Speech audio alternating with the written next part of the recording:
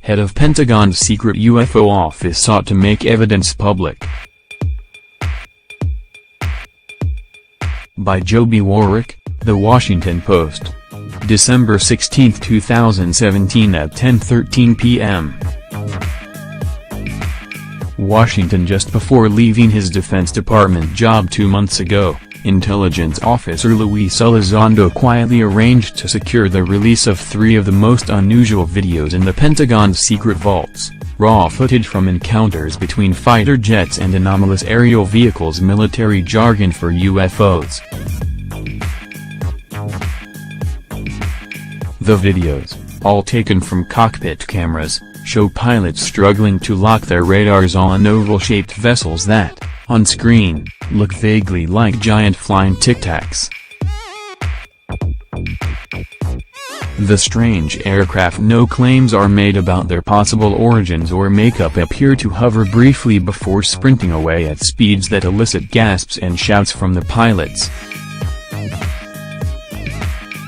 Elizondo, in an internal Pentagon memo requesting that the videos be cleared for public viewing, argued that the images could help educate pilots and improve aviation safety.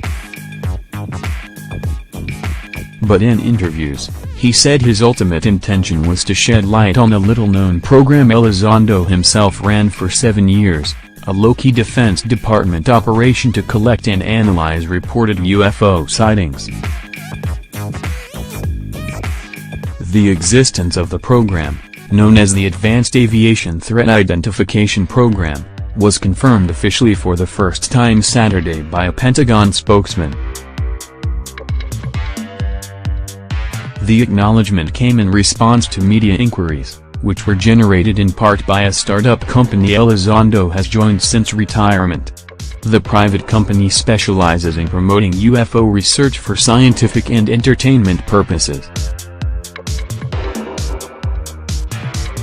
Current and former Pentagon officials confirm that the Pentagon program has been in existence since 2007 and was formed for the purpose of collecting and analyzing a wide range of anomalous aerospace threats ranging from advanced aircraft fielded by traditional U.S. adversaries to commercial drones to possible alien encounters. It is a rare instance of ongoing government investigations into a UFO phenomenon that was the subject of multiple official inquiries in the 1950s and 1960s.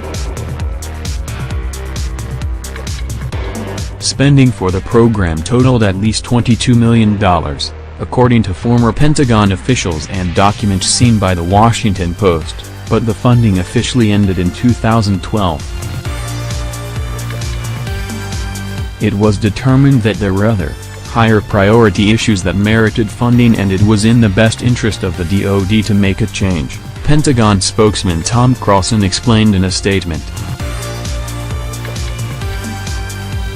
But officials familiar with the initiative say the collection effort continued as recently as last month. The program operated jointly out of the Pentagon and, at least for a time, an underground complex in Las Vegas managed by Bigelow Aerospace, a defense contractor that builds modules for space stations. It generated at least one report, a 490-page volume that describes alleged UFO sightings in the United States and numerous foreign countries over multiple decades.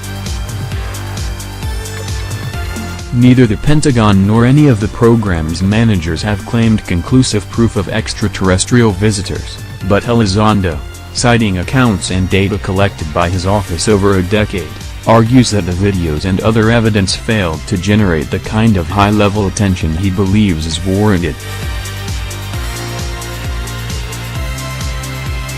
As part of his decision to leave the Pentagon, he not only sought the release of videos but also penned a letter to Defense Secretary Jim Mattis complaining that a potential security threat was being ignored. Despite overwhelming evidence at both the classified and unclassified levels, certain individuals in the Defense Department remain staunchly opposed to further research on what could be a tactical threat to our pilots, sailors and soldiers, and perhaps even an existential threat to our national security, Elizondo said in the letter, a copy of which was provided to the Post.